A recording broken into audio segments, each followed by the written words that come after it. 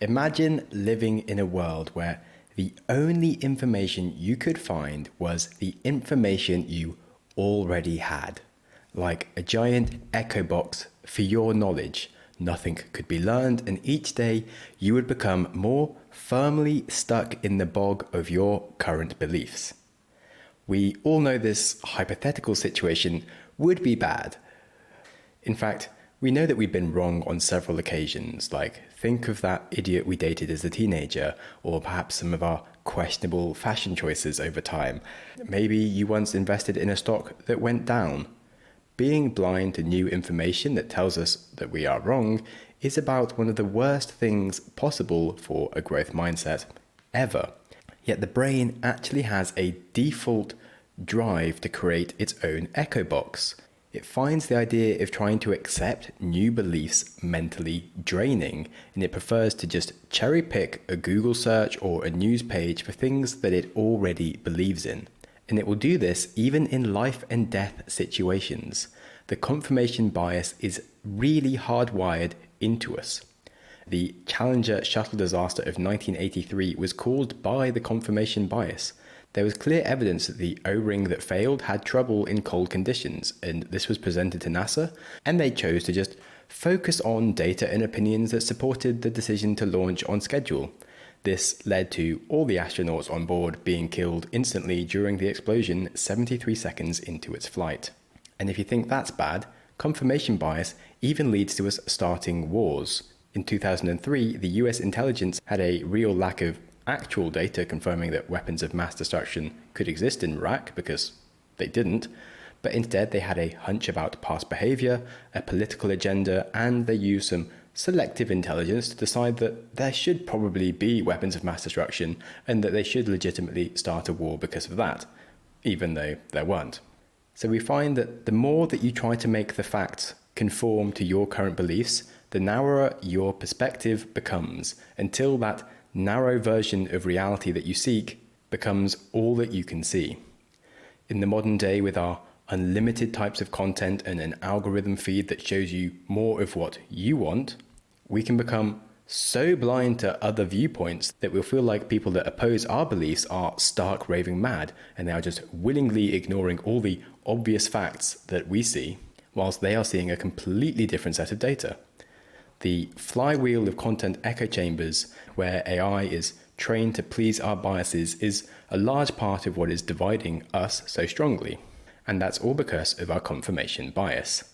Sadly, there is no way to completely eliminate confirmation bias, but you can reduce its effect on you. First, the simple awareness that it exists is very important, and then you have to seek to become an independent thinker. Venture beyond the hive mind of what your group identity thinks, seek information from a variety of sources, and avoid a belief becoming accepted through repetition or political identity or affiliation, or because someone that you respect has that viewpoint. We have all these ways that we just allow data to come into us, instead of actually working out if it's true for ourselves. The art of becoming a deep and rational thinker is the ability to form your own opinions through investigation and avoiding simple biased rules. So good luck with that, and welcome to the show with me, Sam Webster. We are back on cognitive biases, if you hadn't guessed it, and perhaps 7 of the stupidest biases that we have, all based on our perception and decision-making frameworks. It's going to be a really good episode with some of my favorite cognitive flaws, from time discounting to hindsight bias, and we're going to learn how to become a little bit more rational. So stay tuned. Jumping straight into it with the availability heuristic. It is a mental shortcut that's another lazy feature of the brain, where it prioritizes easily accessible information over performing a wider analysis. Imagine that you book a plane at 8:30 a.m. because it's $30 cheaper than a later flight. It's easy to compare the price difference whilst you're on the flight website. Great, you're saving money. But you are ignoring the data that you need about general travel availability and costs to get to the airport. In fact, a flight that's that early might require you to buy a $90 taxi to get to the airport on time, and you've just lost $60 and probably some sleep and increased your stress over the day compared to flying at a later time. But availability heuristic doesn't just affect our purchase behavior, it affects risk analysis and even how we think of ourselves. In one study, participants were asked to provide 6 or 12 examples of when they were assertive. The participants that only gave 6 examples rated themselves as more assertive because they could come up with those 6 examples easily. If you had to come up with 12 examples, that took more mental effort, so the participants kind of gave up and just assumed they weren't very assertive. And the availability heuristic is just all around us with all of the things that come at us. If you hear about a terrorist attack or a hurricane in the news, you weigh this data strongly on how likely things like that will happen. When participants were asked if tornadoes or asthma caused more deaths, people always thought it was tornadoes because they hear about them in the news. Yet a lot more people die from asthma. It's just kind of common and boring, and so it's not in the news. And this is why we think crime rates are higher than they are, and that we think we have a chance of winning the lottery because we hear about it. If each week we had to read a newspaper with all of the millions and millions of non-lottery winners just to hear about that one lottery winner that was hidden in there, we would probably quickly assume that no one ever wins the lottery and stop playing. So to overcome the availability bias, try to remember all of the data that you aren't being shown and try to visualize it, because we are so visual that we overweigh stories we hear. It's how we learn information. Again, like with the confirmation bias, seek other data sources outside your normal zone and recognize when your brain wants to be lazy. If you feel like you're having difficulty thinking about something like 12 examples of being assertive or visualizing the millions of people that play the lottery their whole life and lose, remember that this difficulty is a sign that your perspective is being bent away from reality, and that actually that's the thing you need to think about rather than the easy thing. I'm not saying it's easy, but that's what you gotta do. Now, on a related note, we can move into the neglect of probability. That is the tendency to ignore relevant statistical information when we make decisions. Gamblers can very heavily ignore their losses because a win feels so significant, and they'll focus their imagination all the time on winning rather than imagining how much more time they'll spend losing, because the brain wants to do the easy thing, and that's their fun and success. A really cool example of terrible human comprehension of statistics in general is the jelly bean experiment.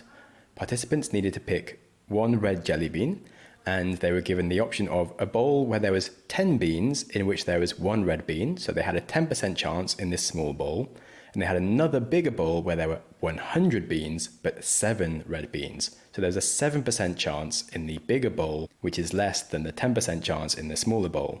Yet, candidates overwhelmingly preferred the 7% chance to a 10% chance because it felt intuitively like the chances of picking one jelly bean of a potential 7 jelly beans, even though it was surrounded by a lot more others, was a better chance than trying to pick just one jelly bean. Rather, felt like a better chance than trying to pick the only one jelly bean in that smaller bowl, even though the statistics were kind of obvious that you have a 1 in 10 chance. We just aren't designed to think rationally. And this goes from picking jelly beans all the way up to economic crashes and major disasters like the Fukushima nuclear disaster in Japan. It was due to the neglect of probability, where they knew there was a chance of like a 100-year level earthquake happening, but they ignored it as unlikely despite the data in front of them. And it is just the same for the housing bubble and financial crash of 2007 or the COVID-19 pandemic. The statistics were all there, but they were ignored because normal life made people feel like things would just keep working as they were working, and confirmation bias, you just seek to find the data that shows you that you're right. If you've heard of Nicholas Taleb, he has a really great theory about black swan and white swan events. A black swan event is an event that's completely unpredictable, very rare event with a widespread impact, and they'll have an outsized effect on things like the economy and our lives. White swan events, however, are based on known risks and are likely and predictable, despite the fact they still have very significant consequences. And many reporters stated that events like Fukushima or a COVID-19 pandemic were black swan events, but they forgot that both events were statistically predicted to happen at some point. The data was there and available in society, and Bill Gates even gave a speech 5 years before the COVID-19 pandemic predicting that a pandemic would happen. but no one really cared until the actual outbreak. The thing about black swan and white swan events is that it really depends on the observer, as a black swan is an event that surprises you. Imagine that you are a turkey, you have a really good set of historical data that each morning you'll wake up and get fed. Life is easy. Then one morning you wake up and the man that comes in and feeds you every day instead chops off your head and you get turned into a Thanksgiving dinner. That is a black swan event for the turkey, but the farmer knew it was going to happen. And obviously you don't want to be the turkey. It's our job to try and turn black swan events that are unpredictable into white swan events that are predictable and actually look for the data that might indicate that they could happen at some point. Now, we often can't stop white swan events, like no one was going to be able to stop the housing crisis once it had been built up, but we can be more rational in how we predict them and protect ourselves against their impact. Now, I couldn't be talking all about probabilities and black swan events without mentioning the hindsight bias. We all love hindsight because it gives us the illusion that we can see clearly how obvious something was, and we'll have this innate feeling that whatever happened was more predictable, although we never predicted it. People say things like, "I knew it all along," even though they didn't do anything about it. And an investor who says they knew a market crash was coming yet didn't protect their portfolio is just stupid or delusional, or quite possibly both. In fact, the hindsight bias was coined as the "I knew it all along" effect by psychologists Fishoff and Ruth Baeth, or Baeth. I've got it wrong, let's be honest. Ruth, who researched it in the 1970s. They asked people to make predictions about Nixon's visits to China and the Soviet Union. Then afterwards, they asked them about the accuracy of their predictions. And even if the participant made a bad prediction, people always seemed to think that they'd been quite correct in knowing what would happen. In fact, this has even been shown by normal people and doctors who were asked to predict an outcome of a clinical diagnosis. When they later heard the results, they would always view their initial prediction as much closer to what happened eventually rather than their first prediction. Basically, we just like being right and we think that we were right even when we weren't. The other day, in fact, I was looking at holidays in Albania with my girlfriend, and it triggered a half memory I'd had from a documentary I'd watched last year, and it caused me to state what I thought was a fact that Lipa was from Albania. But she isn't, and that was really dumb. But I then immediately remembered I was actually meant to say Rita Ora, because she occupies a similar place in my brain to Dua Lipa. No offense if you're a fan of either of them. Now, it turns out Rita Ora is also not from Albania. She's from Kosovo.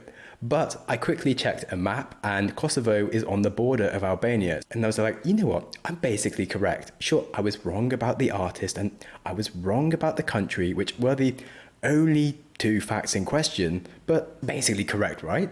And the mind, it just has a way of feeling correct, even when it isn't. So try to see these things happen in your life and be like, I'm being dumb. I actually didn't get this. Accept them as the fact you're wrong. Actually, one of the reasons why I love investing in stocks and shares is because you have real data showing you were stupid. Because something goes down and you're like, I thought something different would happen, because no one buys a stock expecting it to just go down. But you do, of course, have to accept the fact that you were wrong. On the topic of hindsight and statistics, and our feeling that we are right when we are wrong, we also have the outcome bias, where we might actually sometimes have been right when we were wrong. And that sounds confusing because it is. The outcome bias is where we judge a decision based on the outcome of it rather than the quality of the decision process. So back to talking about doctors, for example, if a doctor chose a very risky procedure, but it worked out, well, people viewed the doctor as making a great choice. But if it didn't work out, then the doctor was clearly a reckless idiot that shouldn't have been allowed to make choices. And it's the same for managers reviewing a team member's decision. If their action worked out, the manager's super happy, people get away with stupid things. But if someone does a sensible choice, but it actually fails, then people get judged for not being more risky. And we really don't look at the actual statistics of how people weighted their decision with the information in front of them, and if they made what was technically the correct choice for what they could have done given the actual data. Like a poker player should know all of the data and make rational choices to stay in the game. Sometimes risky behavior does play out, but if they constantly take risky behaviors, they're always going to get burned. So you shouldn't overly celebrate taking a risky behavior. For an example from history, Apollo 11 is heralded as one of the best decisions America ever made. But what would we think if it had blown up as it took off 73 seconds into its flight? Which totally could have happened, seeing as even 20 years later that was happening. And I wonder how history would have played out if that had happened. Perhaps they would have halted the moon landing project as something that was much more risky than they should have been doing. Who knows? Anyway, in society, it is very easy to just celebrate risky behavior when we see it paying off. If you ever had a good sports coach, you'll probably know that they reward players that play for the team rather than the ones that just risk losing matches by doing objectively dumb things that are risky. Even when that dumb thing works out, they'll still get told off. But it's just not how we are in society. Society loves a risk-taking entrepreneur. Sure, most entrepreneurs fail, but we'll tell the stories of the ones who were in the right place at the right time, and we'll make them sound like they were geniuses. We have so many other biases going along that a lot of us also think that we should try being an entrepreneur, even though the reality, if we looked at the data, is that most of them just have a very stressful and terrible failure. And on the subject of society's big problems, let's talk about the paradox of choice, which has never been a bigger problem for society than it is now. Having too many options can lead to decision difficulties and unhappiness in our choices. Students that had to choose one of 6 extra credit assignments were much happier with their choice than students who were presented with 30 options. We feel like we want choices, yet actually they make us unhappy. A supermarket survey found that a jam counter with 24 options attracted 50% more people at the counter than when they only had 6 options of jam. But 10 times more people would buy jam if there were only 6 options available, which is absolutely crazy, but it just showed that how much easier it was to make a decision that they felt good about. But in society, for most of our things in life, we don't have 6 options or 24. We have what feels like infinite options. We can swipe forever on Tinder. We can choose from endless different ideas for careers choices or travel destinations. It's so much harder to make a choice that we feel good about. We just have that door in our mind wide open to regret. All those choices just give us this feeling that we need to compare what we're doing to what we could have been doing. And even if you're on holiday having a nice time, you can see people having a different holiday and a nice time. And you're like, oh, I've done the wrong thing. Oh, no. Oh, I'm in a queue and there's lots of tourists at this tourist destination, whereas my friend's on this incredible beach having a nice time, where they're actually probably having the same amount of fun as you are.